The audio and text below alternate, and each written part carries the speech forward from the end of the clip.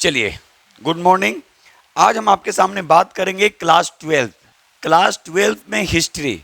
ठीक है, class twelfth में हिस्ट्री का टॉपिक क्या क्या कैसे कैसे पूछे जाते हैं और कौन कौन से टॉपिक को पढ़ना है, इस पे हम लोग ध्यान देंगे। क्लियर है? ये आपको आने वाले कोई भी एग्जाम, ट्वेल्थ के बाद आप सीधे आप ग्रेजुएशन कीजिएगा, उसके पहले आप बहुत सारे एग्जाम अंडर ग्रेजुएशन में देते हैं, अंडर ग्रेजुएट देते हैं। इसके अतिरिक्त, क्योंकि भाई हम लोग मध्यम वर्गीय परिवार से हैं भाई, चाहते हैं कि जल्दी से कहीं ना कहीं सेटल हो जाएं। इसके अतिरिक्त कुछ ऐसे एग्जाम भी हैं जो आप कहिएगा कि नहीं सर ग्रेजुएशन के बाद देंगे, तो अभी से अगर आपका बेस मजबूत होगा, हम बार बार बोलते हैं कि 9th-10th के बाद थोड़ा सा आपको सीरियस हो जाना है। 9th में जैसे गए थोड़ा सा आपको सीरियसली लेना पड़ेगा। और हम सबको बोलते हैं कि प्रतिदिन कम से कम 5 पेज लिखिए, कुछ भी लिखिए लेकिन लिखिए, ये आपको बहुत बड़ा बेनिफिट होने जा रहा है। तो सबसे पहले हम इसके सिलेबस की बात करेंगे। इसमें 3 बुक्स हैं। उन 3 बुक्स में सबसे पहले जो हम लोग देखेंगे, क्योंकि कुछ 11th और 12th का मिक्स है, आप लोग भी देखे होंगे एग्जाम देने के दौरान, तो इसमें जो सबसे पहले जो टॉपिक की चर्चा की गई, ठीक है, एक ब्लैक मार्कर लेके आइए। एक जो टॉपिक की जो चर्चा की गई, ध्यान रखिएगा, इसमें सबसे पहले बात किया गया ईंट, मनके तथा अस्थियां। ये कहाँ से टॉपिक लिया गया? अब ये टॉपिक आप जानिएगा तब ना, ईंट, मनके व अस्थियां, ये कहाँ से टॉपिक लिया गया, और इसमें इंक दीजिए, ये कहाँ से टॉपिक लिया गया ये ध्यान रखना है। तो ये टॉपिक आपको भी मालूम है कि हम लोग पढ़े थे हड़प्पा सभ्यता, पढ़े थे ना हड़प्पा सभ्यता, तो ये हड़प्पा सभ्यता से है संबंधित। अब हड़प्पा सभ्यता के बारे में थोड़ा सा आप समझ लीजिए क्या क्या है। इसको हम लोग मानते हैं कि ये नगरीय सभ्यता थी, इसकी नगर नियोजन सबसे प्रमुख विशेषता थी। ठीक है, मातृसत्तात्मक समाज कैसा था? मातृसत्तात्मक था।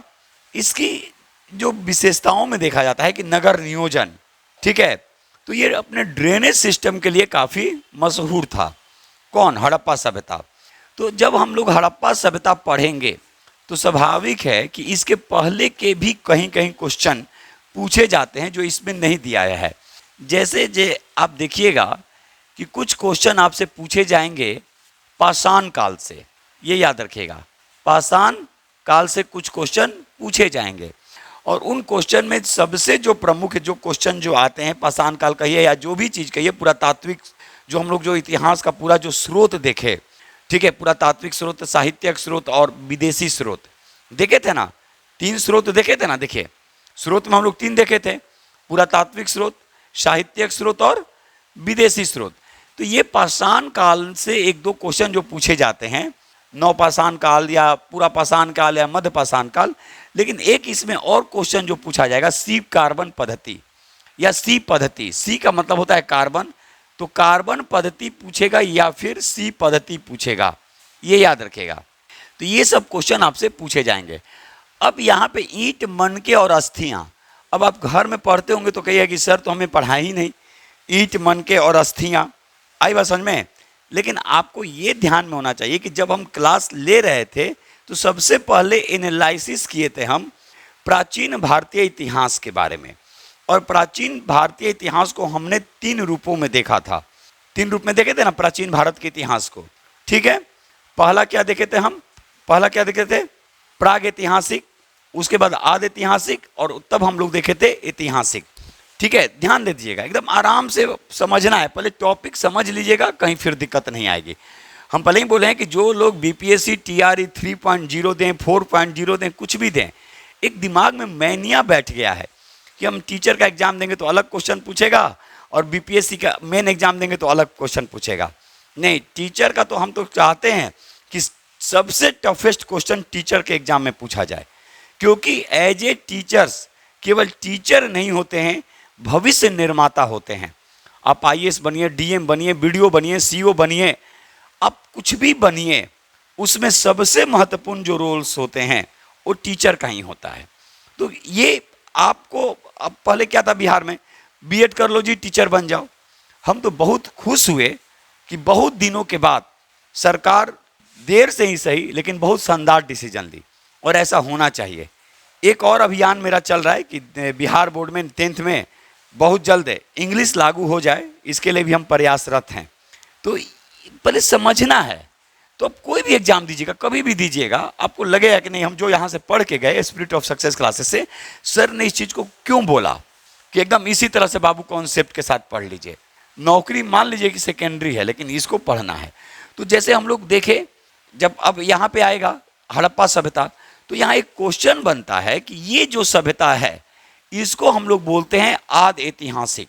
याद आया डायग्राम, आद ऐतिहासिक काल। और फिर जब एक बार कंपटीशन वाले को फिर से रिवाइज करवाएंगे ना, नया बैच अभी 15 तारीख से बनाने जा रहे हैं, तो उस दिन आप लोग उपस्थित हो जाइएगा। उस दिन सबको 11 बजे बुलाएंगे, उपस्थित हो जाना है, और पूरे सब्जेक्ट हिस्ट्री, ज्योग्राफी, जो भी पॉलिटिकल, सारे सब्जेक्ट का एनालिसिस करेंगे।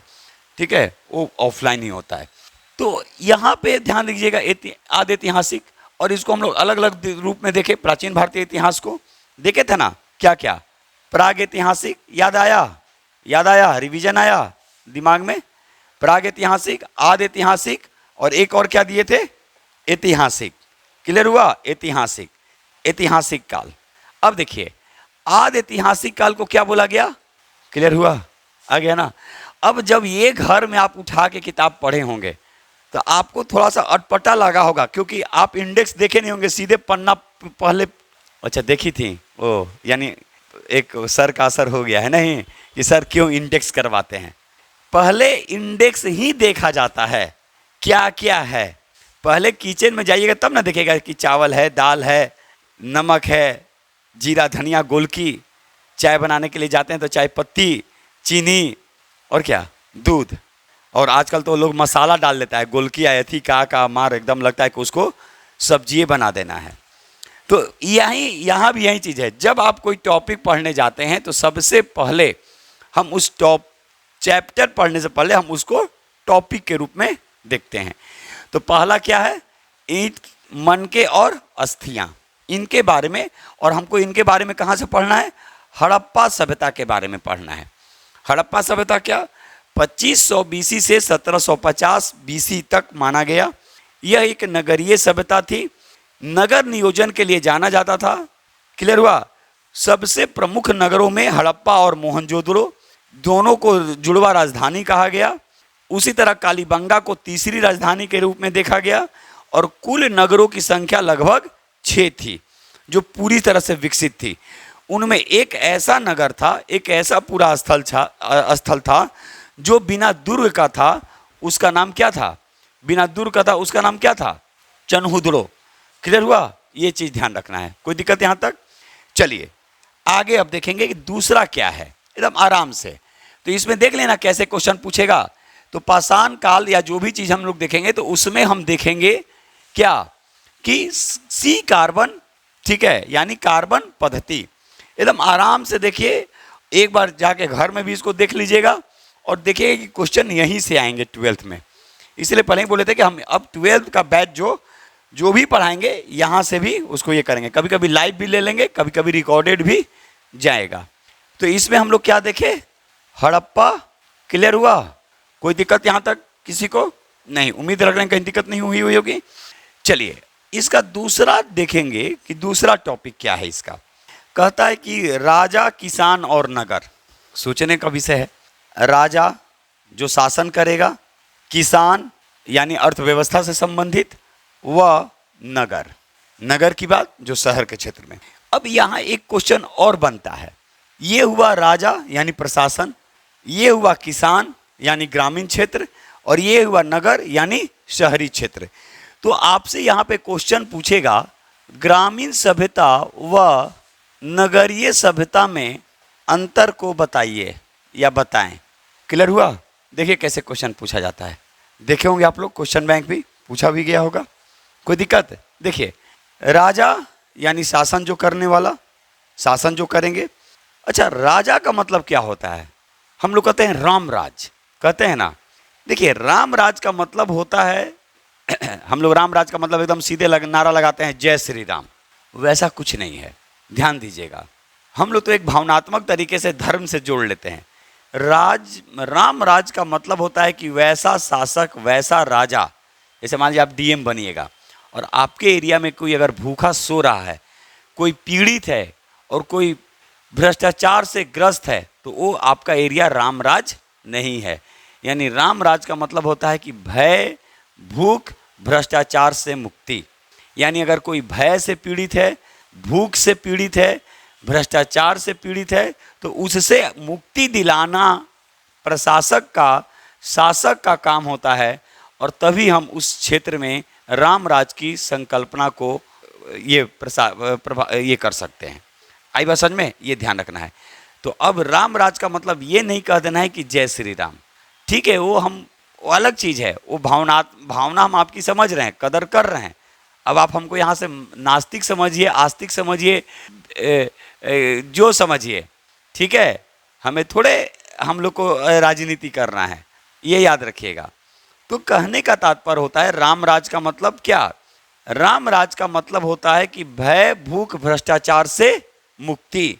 यानी अगर कोई व्यक्ति भय से पीड़ित है तो भी वो एरिया में रामराज नहीं है। जब राम अपने अयोध्या में रात में घूमते थे तो कहते थे, और जब दशरथ घूमते थे, राजा दशरथ घूमते थे, तो अपने मंत्रियों से कहते थे कि जाके देख के आओ, ठीक है, ऐसा माना गया।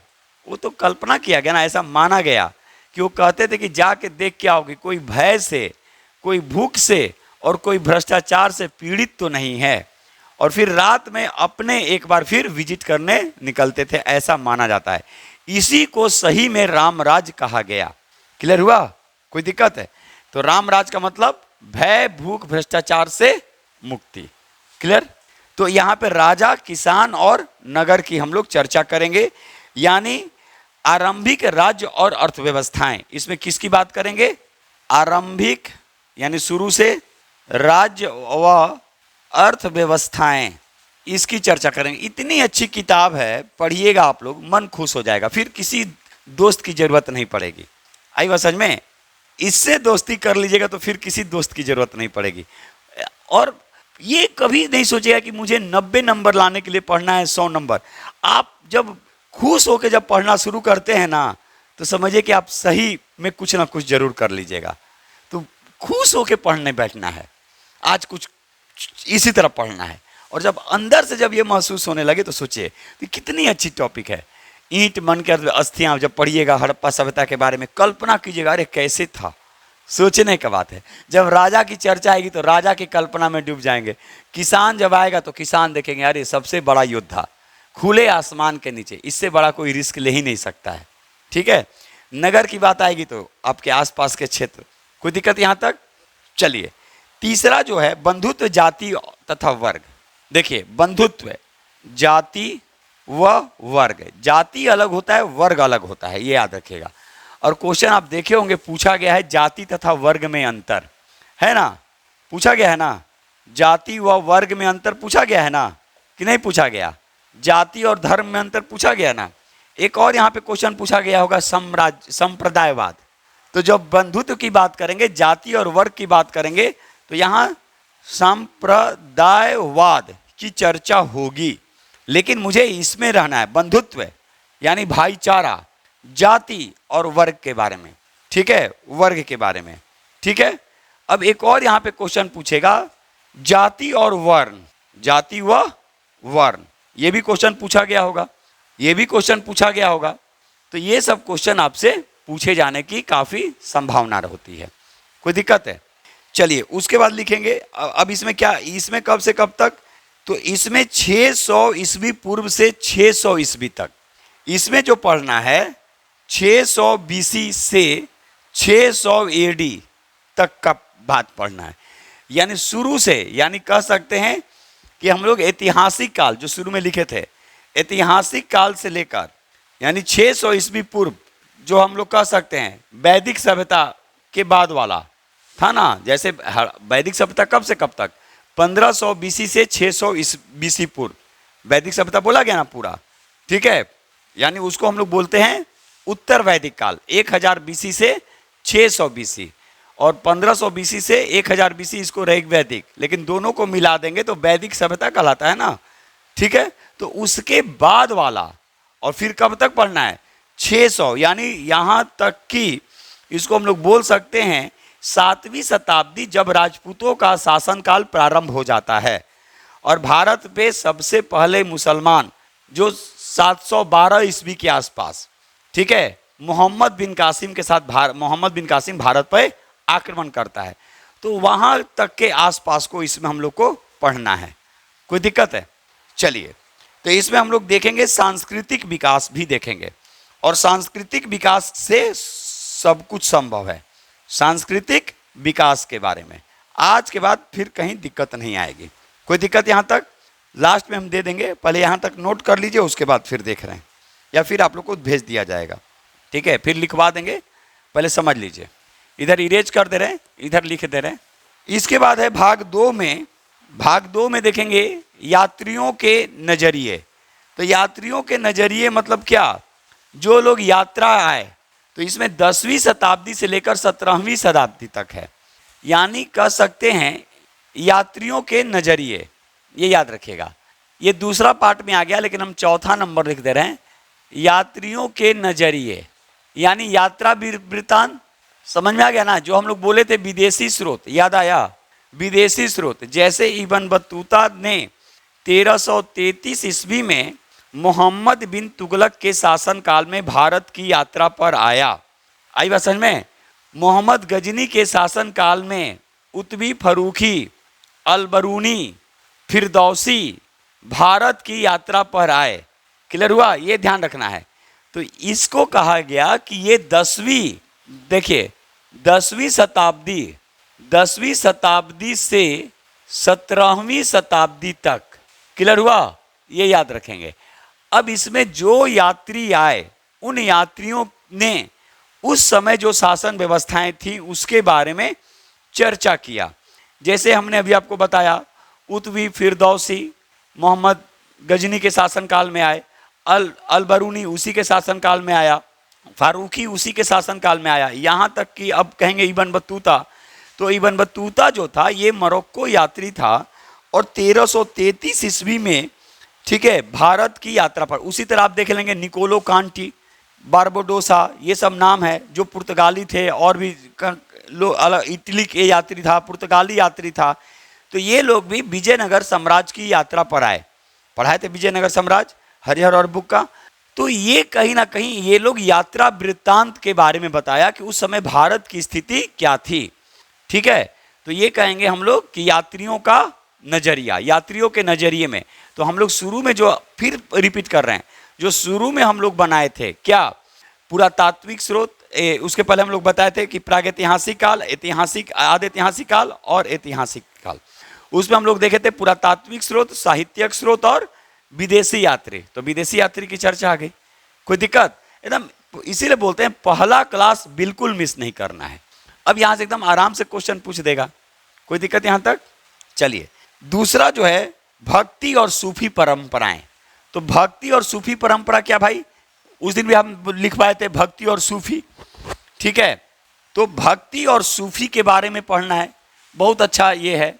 अभी आप लोग सूफी याना सुनते होंगे यूट्यूब पे और कहाँ कहाँ। ठीक है, बहुत सुंदर लगता है सुनने में भी। तो भक्ति और सूफी की भी चर्चा की गई कि भक्ति परंपरा, मीरा और तुलसीदास के बारे में, रैदास के बारे में पढ़ते हैं ना। सूफी में क्या है भाई? आप देखे होंगे निजामुद्दीन औलिया, चिश्ती परंपरा। क्लियर हुआ? ये चीज है। तो ये भक्ति व सूफी परंपरा के बारे में पढ़ना है। सूफी परंपरा, कोई दिक्कत यहां तक? यानी इसमें, यानी ये दोनों क्या हो गया, किससे संबंधित है? धार्मिक विश्वास। क्लियर हुआ? यानी धर्म के प्रति आस्था की बात की गई। यानी आस्था समझ है ना, धर्म के प्रति आस्था। आस्था का मतलब समझ रहे हैं ना, श्रद्धा मेरी, कहता है लोग ना। ठीक है, तो हम लोग कहते हैं कि आपस में ये कर लेते हैं, मेरे शिव मजबूत हैं तो मेरे विष्णु मजबूत हैं तो मेरे अरे सब तो एक ही हैं, सब एक ही हैं। नजरिया आपका अलग अलग हो गया है।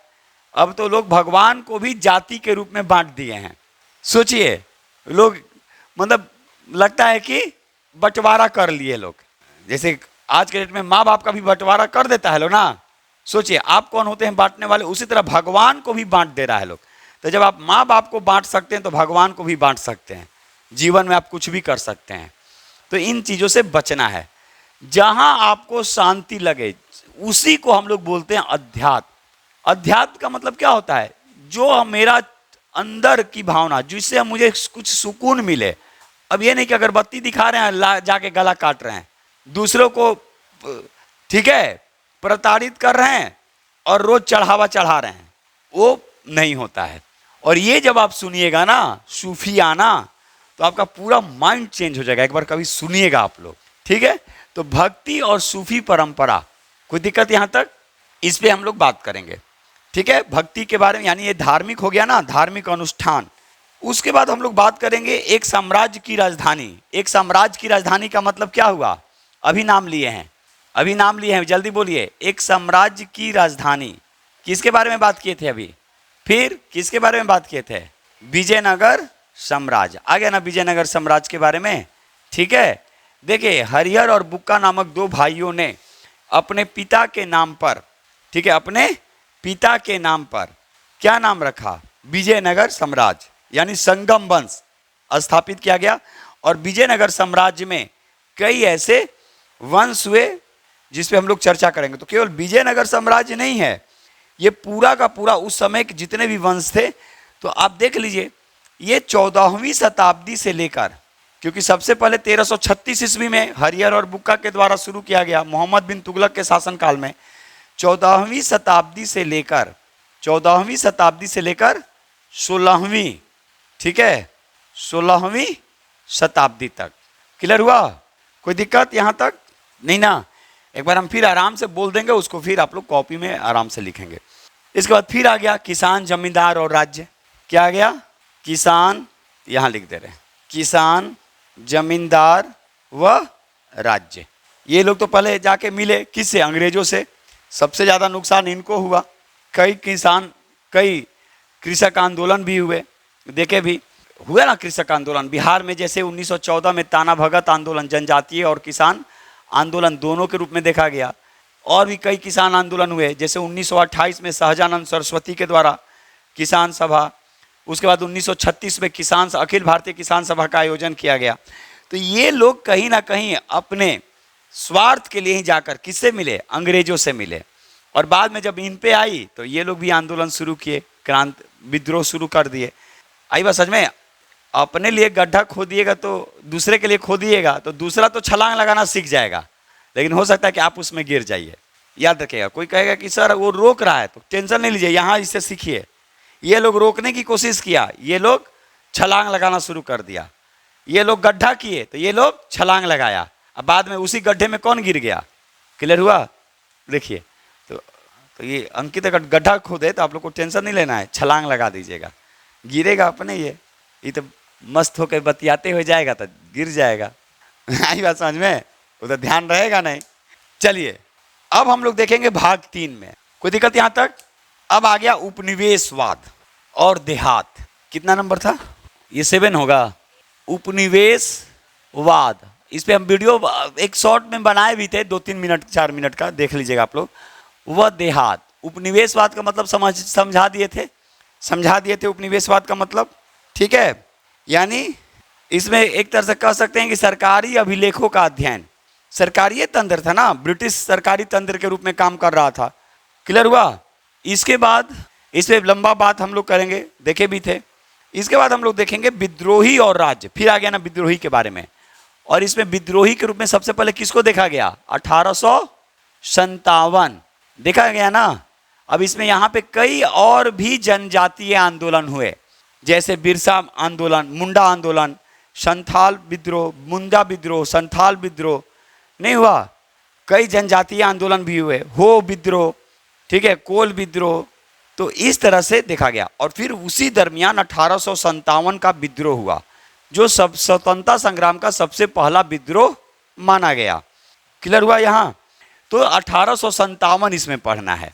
तो 1857 के बारे में आपसे क्वेश्चन पूछेगा कि इसके कारण व परिणाम, यही आप लोग से क्वेश्चन पूछा जाएगा 12th में।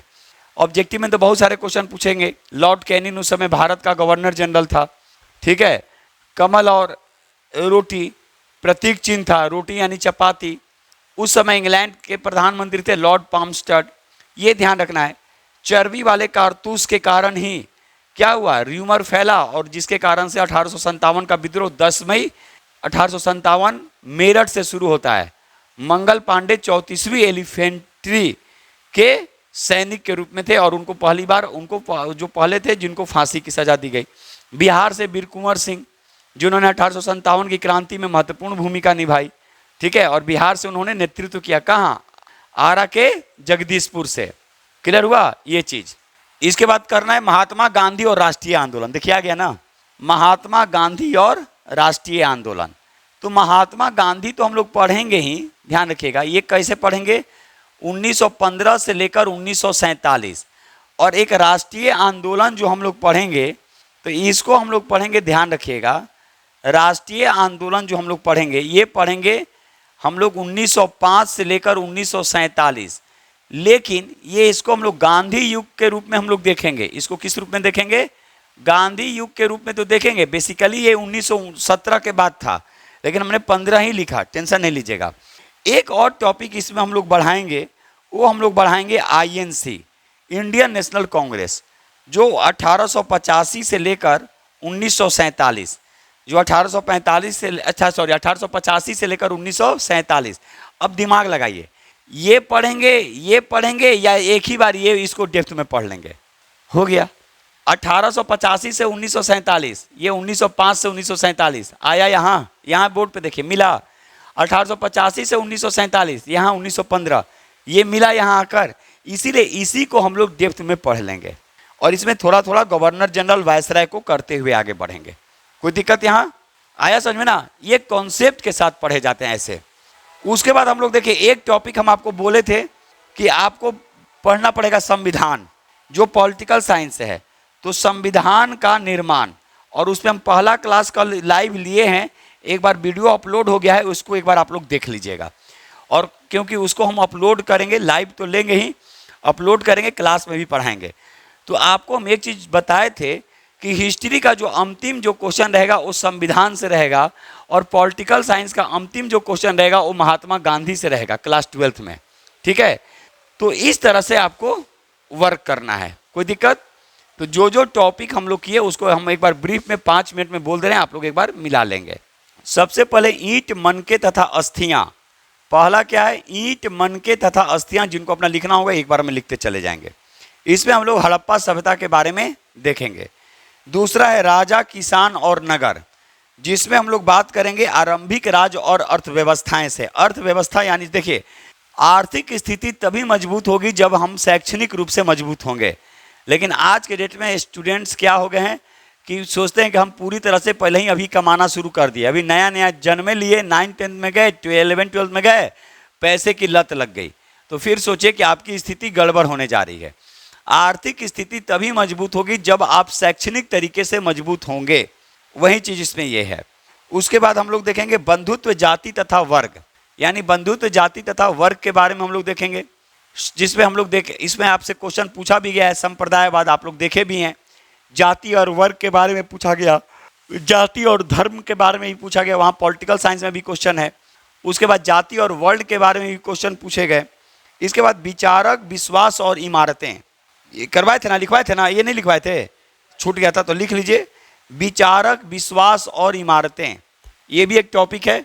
विचारक, विश्वास और इमारतें, ये भी 600 ईस्वी पूर्व से 600 ईस्वी तक।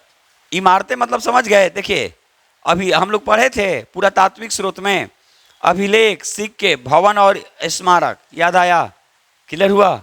आगे यात्रियों के नजरिए, यात्रियों के नजरिए बता दिए। भक्ति, सूफी परंपराएं, उसके बारे में। फिर एक साम्राज्य की राजधानी, यानी इसमें कौन, विजयनगर साम्राज्य, ठीक है, विजयनगर साम्राज्य। उसके बाद किसान, जमींदार और राज्य, क्लियर हुआ, किसान, जमींदार और राज्य के बारे में। फिर उपनिवेशवाद और देहात, और यहीं पर हम लोग साम्राज्यवाद भी देखेंगे, ठीक है, यहीं पे हम लोग साम्राज्यवाद भी देखेंगे। इसके अतिरिक्त विद्रोही राज्य, 1857 के आंदोलन और उसके संबंधित। उसके बाद महात्मा गांधी और राष्ट्रीय आंदोलन, और फिर संविधान का निर्माण। तो ये क्लास 12 का रहा एनसीईआरटी का हिस्ट्री, और इसी को हम लोग फिर आगे बढ़ाएंगे। कोई दिक्कत, तो आपके जो दूर दराज में भी होंगे, जो 12th का एग्जाम दे रहे होंगे या और भी जो टीचर का एग्जाम देंगे या किसी भी चीज़ का एग्जाम देंगे, उनको बोलिए एक बार इसको देखिए, जहाँ समझ में नहीं आएगा फिर हमसे बात करेंगे। लेकिन मुझे उम्मीद है कि आप लोग को बहुत अच्छे से समझ में आ गया होगा। जहाँ दिक्कत होगी फिर हम लोग बात करेंगे। ठीक है, चलिए आज बस इतना ही।